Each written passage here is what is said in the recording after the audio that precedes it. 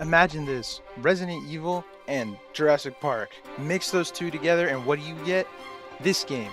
Dino Crisis is a game that was released by Capcom in 1999, which if you don't know who Capcom is, why? But they made some fairly popular titles like Street Fighter, Mega Man, Devil May Cry, and of course, there's another game that Capcom made that's a fan favorite, that being the one we're talking about today. It's a game with 3 separate titles in the whole series. I keep taking...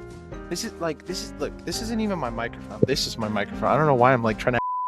Even though this has 3 different titles, it's still outshadowed by the very popular older brother that is.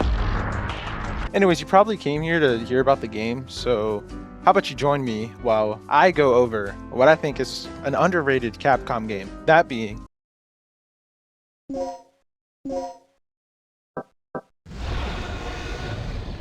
Our journey starts in 1996 when the first Resident Evil came out. Then immediately we go over to 1999 because we're not talking about Resident Evil, we're talking about Dino Crisis. Dino Crisis came out around the same time that Resident Evil 3 came out, so Resident Evil 1 and 2 already came out to like set the scene for like the survival horror type stuff. But in turn, after Dino Crisis got released, they kind of like, the critics just thought it was just another type of Resident Evil game. Like it should have just been titled Resident Evil 4 or something. I mean, I guess they're not like completely off since it's kind of similar, but you know, Dino Crisis is different enough to have it warrant its own title, and I'm going to show you guys why today. So walk with me while we head into the game. I got a flight to catch, helicopter, if you know what I mean. Just something us celebrities have. My bad, I'm not talking to... I'll see you guys there. Hold on. We open on a stormy night, as you can see in this dark and gloomy helicopter. We have 4 members of a government organization, the Secret Operation Team, also known as SWORD, are flown above a fictional research facility hidden on an island. It's already giving Jurassic Park... Hold on. Give me 1 second. We're here because we need to find Dr. Kirk. This game was made in 1999, so calm the frick down. Once we land, we're introduced to our main characters. We have this blonde dude named Gale, and we also got this guy named Rick over here. And finally, we get introduced to our main character, that being... What about Cooper? Forget him. I'm telling you, if I was like 10 or 12 playing this game and I saw Regina, I'd actually like, it'd be over, head over heels. Gale wants us to head inside the facility, but we had a 4th guy drop in with us, so like, where's he at?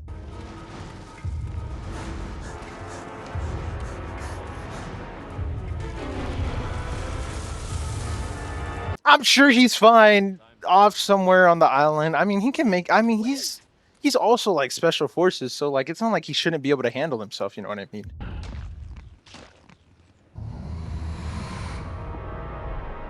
We get onto the facility grounds and Rick heads inside so we can go turn the power on. While he's inside, Gale tells me, or Regina, I guess, that we have to go look around outside to see if there's any way to get inside or just like, you know, explore, see what's happening in the place. So that's where we go next. We find like a seam in the fence or something like that, like a huge rip in it. I don't know what could have caused that, but yeah, hopefully we don't have to run into that anytime soon. Rick contacts us and tells us that the power is out, so we have to go like to the other side of this outer area that we're in right now. We get to go looking for the generator, and before we get there, we find someone's body just on the floor, just like torn up. Anyways, I'm sure it was like the flu or something. So yeah, we head inside and then we get the power working. We head back outside to tell Gale that we turned the power on, but when we go outside, he's not there, and we just see a giant trail of blood like leaving. So what do we do first? Yell for Gale, exactly. We call after Gale, but then out of nowhere we get jumped by this dinosaur. That's why it's called Dino Crisis. I kind of started panicking and I didn't know like I had to re-equip my gun and all that after it like got smacked out of my hand. So I kind of got smacked around a bit, but it's fine, you know, like after a very narrow escape, I survived this velociraptor.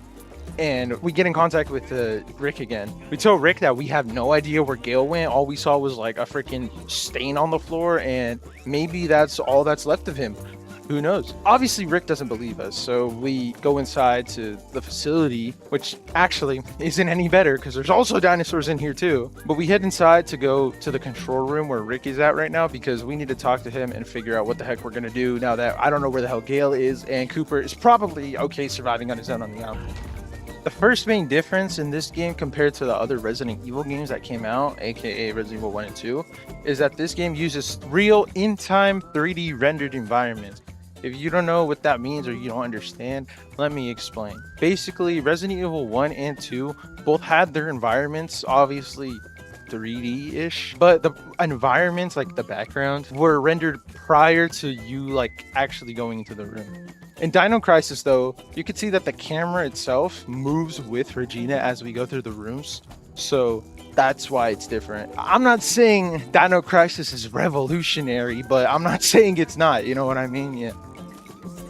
We get to the control room and we tell Rick about what happened outside. And Rick, being a very sensible and understanding person, he's like, we should just screw the mission and get out of here. But obviously, because I'm a freaking goat, I'm like, let's stay on this island and go look for Dr. Kirk, which is probably not dead. You know what I mean? Now, although Rick might sound like he's in the right here, which I guess he is, we still can't really just like escape right now. The only reason we can't escape is because Cooper had the radio, and we all know what happened. Regina notices that the cameras for the underground don't work and asks Rick why, and he's just like, the power isn't on for the underground. So I guess the underground and like above ground are like separate power stuff, you know what I mean? So our next job is to get the cameras for the underground working so that we can look for Kirk, because he's probably down there and not like up here with all the dinosaurs or whatever. Since we're here and we're about to go explore and just do a bunch of BS, I should probably talk about the main enemies in this game. One of the first ones, obviously you've already seen them, the Velociraptor. Now this dude might seem simple, might look like the first enemy. I mean, he is like the basic enemy, the first one you see. But don't get me wrong, this dude can mess you up if you don't play it right. I actually don't think I've been so scared of like fighting an enemy in a game before when it came to this Velociraptor, because this dude was just something else entirely. I'm telling you, this Velociraptor can like jump on tables, like leap at you across the hall. I think he's faster than you too, so there's no outrunning them. I think it takes like 10 bullets from a regular handgun in order to put one down. But until we get better weapons later, this guy's gonna kind of be a problem. So I go into the management office and I find this shotgun on the floor. Thank goodness. The shotgun is really neat and has one of my favorite mechanics in this game. Of course, with the shotgun, you could just like shoot the dinos. I think it takes like 4 or 5 shells to kill a single Velociraptor. Better than a pistol, I guess. But the other main mechanic that I do like about this game that I wish came back in some way is the fact that instead of just using shotgun shells, you can also use tranquilizer darts, which it's kind of tough, hear me out. When I go to shoot a Velociraptor, instead of loading 4 freaking slugs into its body, I could just shoot 1 tranquilizer dart at it and it'll fall asleep. And then I could just mosey on around past it without having to worry about it. Of course, when I walk back, it's going to be awake, so I kind of have to like watch out for that. But at least I'm only shooting it 1 time and not like killing him, you know, because that takes a little more time to do. After looking around for a while, we go upstairs and we find the chief's room. In the chief's room, we find a scientist that's like on his last breath. And right before he dies, he hands us this key that we can use on a little like metal display in his room. We use it on there with another key that we found while exploring. Once we unlock it and put in like weird puzzle, I don't know how to explain it, we get access to the L key card. So now we can, oh shoot, there it is, okay. So yeah, there's a freaking T-Rex now, so the T-Rex is kind of sweet though, like we kind of make work of him real quick and then he just goes away and it's like whatever. Thanks to the key card that we got from that dude's room, we can now head downstairs, and under the stairs there's a room with a lock on it. I'll explain the locks later because they're kind of crazy. But we get into this room that has like an elevator in the back, but we can't really access the elevator yet, so we have to go around to the training room. When we go down the hallway to the training room, we find this like machine that we're going to use in a bit. But we also see 2 Velociraptors, so yeah, we're kind of screwed. I like barely get past them. They kind of whip my ass a little. But after we get to the training room, we get jumped again by another Velociraptor. Thank goodness though, Gale was there to save us. But just because we found Gale and we're happy again, doesn't mean we get time to catch up, because we got to get our butt straight back to the other room. The whole reason we went to the training room though was because we found this key, and with this key we can go open a little hatch and go inside, and it will take us to the basement generator. At the basement generator, we turn it on, and now finally Rick tells us that we have access to the cameras for the underground. Now the only problem is getting to the underground, which we get back to the control room, and Gale is also there with Rick. And he tells us that we have to head underground immediately, as soon as possible, because we got to find Dr. Kirk and we got to get the hell out of here. At the same time, we get a distress signal from another part of the outside, which could be Cooper, or it could be Tom, which is another guy that came here like a couple months ago and infiltrated the place as a scientist to get more intel. And this is what leads to our first split choice. There's multiple split choices in this game, so, but if you want to see what happens with the other ones, you can go search that up, because I didn't have, yeah, I'm sorry. Anyways, I chose to go with Rick and go find the distress signal, because I'm not fake like that. I'm not saying Gale is fake for the record, because he's not, but like I can't just leave another dude to get freaking Coopered over there. Like, we head outside and barely make our way past some raptors, and finally when we get to the distress signal, we find more dinosaurs. The second type of dinosaur in this game are the pteranodons, and these guys kind of fraud. Like, you know how like the velociraptor is like the main character? Like the velociraptor would be like Yuji, and then the pteranodon would be Megami. I swear I've only seen the pteranodons like twice in this whole game, right here being the first time, and they do nothing. They just swoop down and like bite you sometimes, even pick you up sometimes, but you could just like mash out of that. They're kind of bummy. I don't know what to say. You can also just like run under them and get past them and don't have to worry about them ever. So past the pteranodons, we find Tom, and he's like stupid injured, but we decide that we got to help him out anyways. So we head to like another underground part with another power generator we need to plug in, and after solving it, which took like way too long than it should, I'm kind of stupid, I'm not gonna lie, I get this giant elevator working, and that's when we grab Tom and we get him down, because there's a medical facility that Rick can help him out at. I don't know. At the bottom of the elevator, there's like some boxes you need to pick up with the crane. And after being able to easily do this one, because I'm just the smartest man in the world, we get Tom and Rick to the freaking emergency center where, yeah, Tom, he dies anyways. This is freaking stupid. I did all this for what? I slowly and shortly follow out behind them, and we find our third type of dinosaur in this game. These guys are also kind of bummy, but like I see they'll attack if you let them. Like if you really let them, like you have to like hold their hand and be like, hey. I mean they do, but like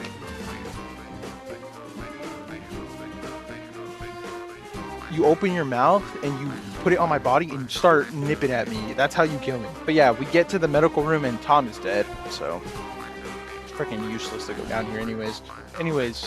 Hey guys, how's it going? My audio cut out, so let me just explain what I said here. Basically, I said I went to the facility and I stole the fingerprints off of someone, and then after I did that, I made a key card using that computer I was talking about before. You know, look at me, I look stupid up there. Anyways, once I got the key card and I went past this raptor, I went down to the basement to meet Gale. The underground part is like 10 times more scary than the upper part could have ever been, because there's like 3 times the dinosaurs down here and there's new ones.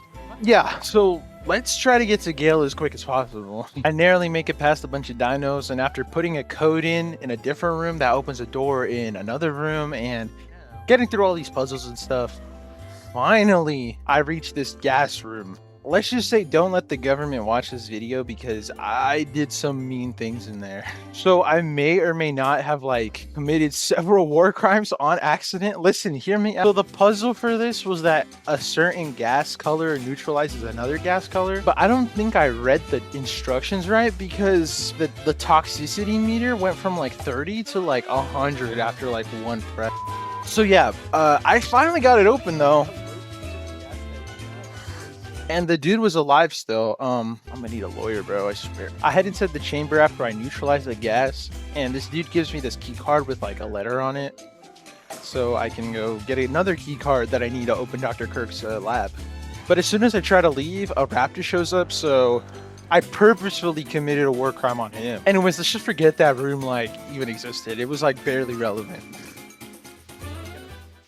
We get to the room where we think Kirk's secret office is at, and when we get there, Gale is waiting for us. Thank goodness. I don't know how much longer I could have lasted without him, to be honest. Yeah, so Gale helps us swipe these key cards at the same time, and once we open the door, Kirk is not there.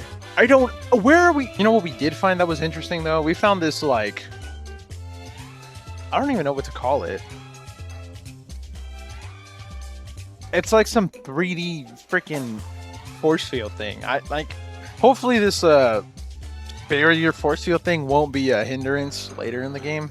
Just as we think that we're about to get home free, everything locks down. The whole room gets locked down and all the dinos start making their way here. So, what is the bright idea that Gil has? Let's just run through the crowd of dinosaurs and get to the end of the elevator so we can escape. I think I was safer by myself, I'm not gonna lie. In the nick of time though, Rick hits us up and he's like, hey, you can use the secret exit that Dr. Kirk probably used before you got there. But Gale had already left, so I was like, I gotta go after him. I don't want him to freaking die because he's an idiot. We make it out of the underground, thankfully, and we end up in like the similar area that we were when we took Tom back to the medical place. And when we got there, we saw none other than Dr. Kirk. Thank God we finally found him. Too bad he's just as freaking loony as this dude. Yeah, Dr. Kirk is like your run-of-the-mill evil scientist. I don't know what to say. He talks like freaking Shigaraki and like My Hero. Like, this dude, he's a weirdo. But yeah, he's still kind of a pussy though, because it's kind of funny. Gale just like pulls out his gun and aims it at him. He doesn't even have to say anything, and Dr. Kirk just knows what we want. Now that we have Kirk, we need to go call the freaking helicopter, but the only way to do that is to get to the communications room, and we need a key card to get to an elevator that leads us there. So Gale just points the gun at Kirk and he gives us a key card. We get to the communication room and we turn on the satellite, and as soon as we get out of the freaking room, I should fight you, I swear. The freaking T-Rex is back, as you see. So now we gotta get the hell out of here. Good inside! Oh my god. After narrowly making it away from this guy, Rick tells us that we should head to the helipad that's in the front of the freaking facility, the island, whatever, because soon enough, our way home is gonna be here. That. Oh my god. Oh my god. Oh my god. I feel like the action in this game is actually like surprisingly good for how old it is. Like, you would think it's not as realistic, it wouldn't be as scary. I got scared as shit time playing this game. Like, it does not even matter the fact that it doesn't look realistic at all. These dinosaurs are freaking terrifying. Every dinosaur takes like all of your bullets to just kill one of them. And it's really stressful sometimes when you don't have any tranquilizer darts and you have to use your bullets to kill them, because they hurt a lot. It might just be like the older games in the way that you have less mobility and less like free range to like 360 headshot a freaking zombie from halfway across the map. I think that's why it's appropriate that Capcom decided to market the game as a panic horror game and not really a survival horror game, because my heart rate spiked a few times playing this game. After figuring out this puzzle that you were seeing in the background, I finally was able to get to the helipad. Thank God, we can finally leave now. There's 3 hours of footage left, so I guess we're not leaving then. Oh, and there goes our helicopter. So I have to run away from the T-Rex for a while Rick, his slow ass, works on the elevator. But finally, once the elevator starts moving, we get on the elevator and we narrowly escape the T-Rex. But what are we gonna do now? On the way to the bottom of the facility, the elevator shuts down, so we have to like hop to another elevator. But Rick has to get that one working, so well, we just look around. We found more copies. Kind of annoying, whatever, they don't even do anything. We also find this memo in one of the rooms, and on this memo it tells us that there's an escape boat in the basement floor. Thank goodness we can actually get out of here. Rick finally gets the elevator working and we head down to the bottom floor. Once we get there, we need to turn the power on again, because why not separate every freaking floor of the place for different. So yeah, we turn on the power and we get a key card that we need later, which again, I'll explain all the locks and stuff in a little. But once we get through, Regina gets attacked by... It just says 3 question marks. Who wrote this script, bro? Like, yeah, I guess this is supposed to be a Therizinosaurus, which if you know what a Therizinosaurus looks like now, what the hell? But I mean, going off what I see by searching up Therizinosaurus 1999, I mean, it looks pretty accurate for the time, I guess. I think it was before, like, we ever knew that dinosaurs had feathers on them, like Jurassic Park and stuff. So, unfortunately, yeah, it looks like this. Stupid. But yeah, you thought the Velociraptors were bad? These Theries take like 10 shotgun shells to the freaking face just to kill them. So, from now on, I swore that I was only going to use tranquilizing darts because shotgun shells are useless. Anyways, we make it to this like checkpoint area. I don't know what it is, but apparently behind this door right here, that's where the boat is. So we need to get past there somehow. We can't open the lock though, but we did get a distress signal from a radio that guy has over there. So we decided, why not go try to help him, because maybe he can be useful to us.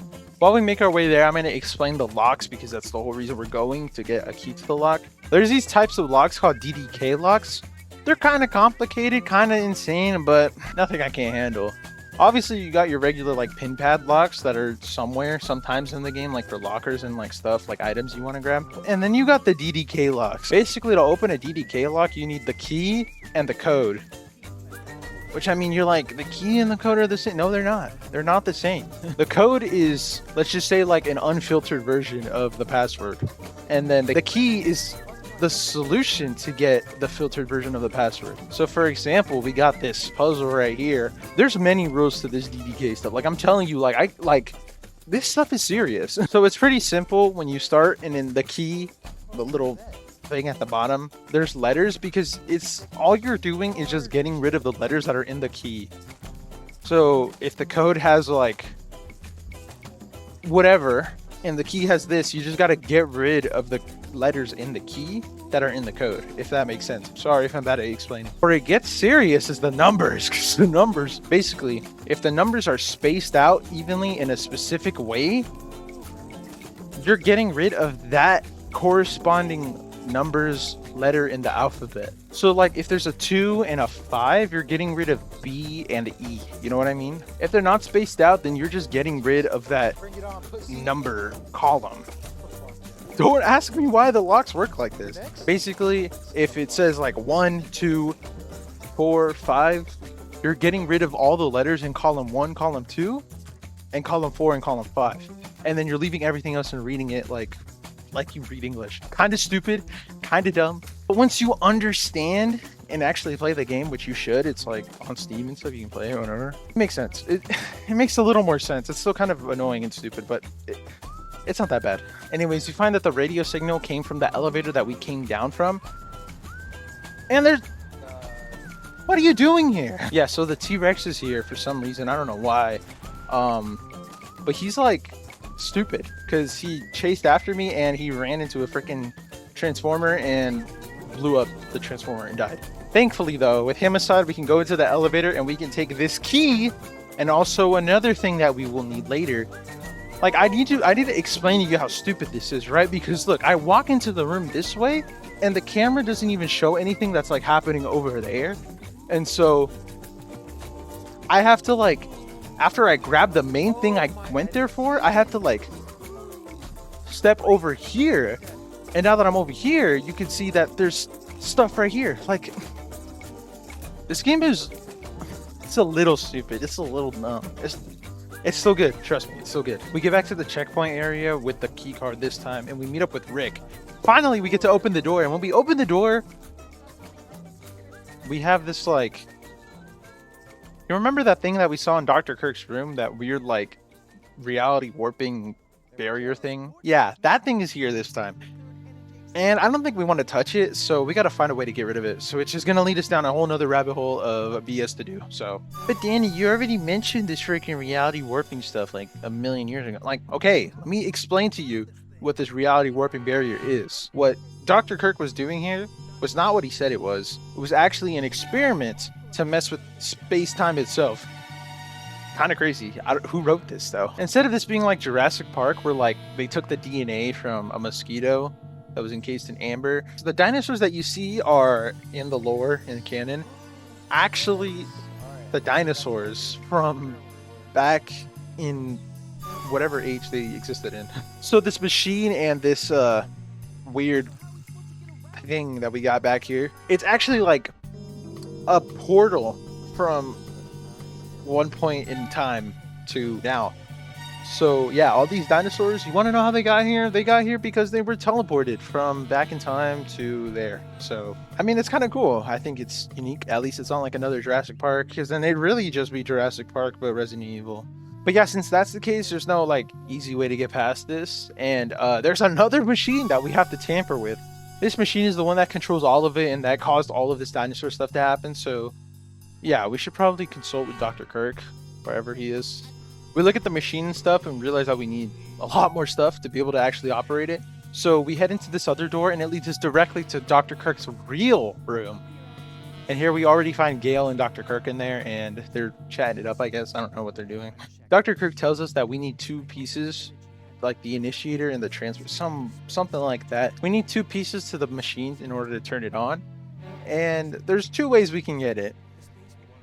Either we go through the infested halls of B3 that has like Therizinosaurus, Velociraptors, and all that BS, or we could stay safe on the B2 floor and make our own parts, which at the time I didn't know this was going to take way longer because you need to find 6 different parts in order to get this, along with some other BS puzzles.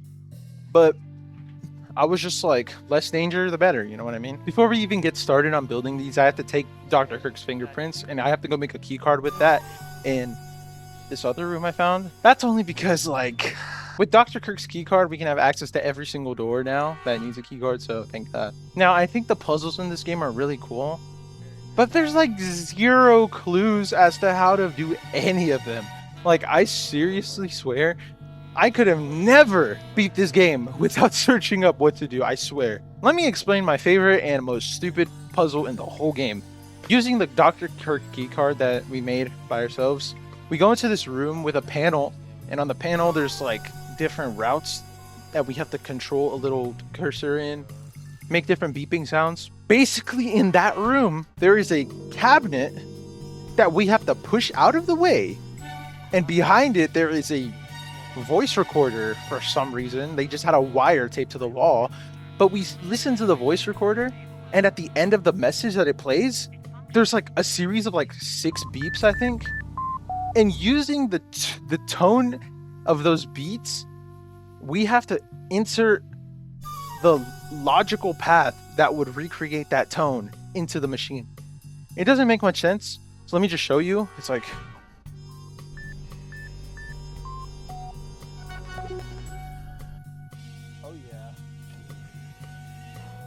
another thing is that when you move the cursor, there's a little number next to it, which you would think there's no point in like making sense of these numbers because you're not listening for, or you're not watching for numbers, you're listening for the sounds. But it actually is important because once you unlock this, you get the first like 2 parts that you need for this, to make one of the parts. And now this is when it gets stupid and weird, because using Dr. Kirk's keycard once again, we can get into another room, and in here you can see like prototypes of like the pieces that we need. But also there's like a computer in the back. On this computer, we need to insert the numbers that we found, but there's a catch. There was a memo that we found, and on the memo it said, take the code, split it in half, and add a 0 to it. What does that even mean? Well, I'm glad you asked me 4 seconds ago. It means the code that we just got by entering the sounds on the tablet thing, the numbers that we got from those, you need to split the number in half and add a 0 to the beginning of each split part. And once you insert both those numbers separately on different keypads, you get all the parts that you need.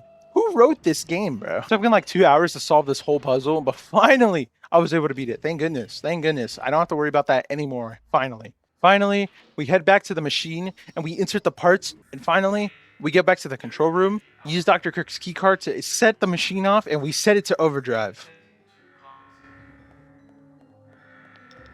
Okay, Regina, adjust the power output to maximum. Here goes. Just remember there's no turning back once it overloads. Then we won't look back. Crank that sucker and let's go out with a boom.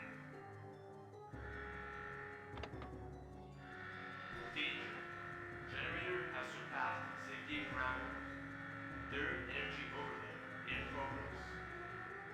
All personnel evacuate immediately.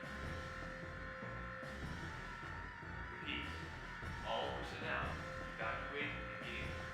The whole facility starts going crazy with like red flashing lights everywhere. And so we look in Dr. Kirk's room and we see that Gale is stuck under a bunch of rubble. This all happened because Gale's like moved Dr. Kirk out of the way just to save him. I don't know why he would do that. But yeah, after he did that, Dr. Kirk just like left and left Gale to die. So we save Gale. He's barely alive. And we head back to the little checkpoint area where Rick is. Once we're there, Rick is like, we just gotta freaking leave. But Gale's stubborn ass is like, no, we gotta go find Dr. Kirk. Gale already starts leaving, and it leaves us with our final split decision of the run. Whether we go save Gale, or help him, I guess, or we stop him and knock him out and just take him on the boat. And just my first run, I didn't really understand what the choices meant, so I kind of went with him to go get Kirk, and when I did, Gale died. I mean, I guess we got Dr. Kirk, but like not that freaking matters now. So yeah, we take Dr. Kirk back to the checkpoint and we get him on the boat. Once we get on the boat, sail off and start moving because the freaking whole island's about to implode on itself. But as if things couldn't get any worse, the freaking T-Rex shows up again. And apparently this dude is freaking prime Michael Phelps doing a freaking butterfly stroke because this dude somehow catching up to the freaking boat, being faster than it, if anything. I didn't know Rexes were moving like this. Frankly, I'm sorry. We had to hold off the T-Rex while we get out. So Rick hands us this rocket launcher he's had this whole time apparently, and we get on the roof of the boat and we start shooting the freaking dinosaur. Now this boss fight isn't like too difficult. It's kind of cool. It's kind of hype. It's like the T-Rex, but all you gotta do is just shoot him when he gets close. Once you do that, boom, T-Rex defeated. But he's not really defeated. He still kind of moves. So Rick does the wise idea to get this freaking missile and shoot it at him because I guess he couldn't do that in the first place. He had to wait for me to waste all my freaking rockets on him. Rick shoots the oil tank or whatever and freaking eviscerates the T-Rex. Thank God. Finally, we escape the T-Rex. But actually, the frick no, we don't, because he just shows up because he was unaffected by all of that. So we have to keep running from this dude while escaping the island that's about to freaking collapse on itself. And just in the nick of time, Regina reaches out of the window and throws a C4 right into the T-Rex's mouth. Amazing. She throws a C4 in there, blows it up, blows the Rex up, and finally we make it out of the island free. Although we did all that and we saved Dr. Kirk, Gale still died. So I decided to rewind and go back and try to save Gale this time.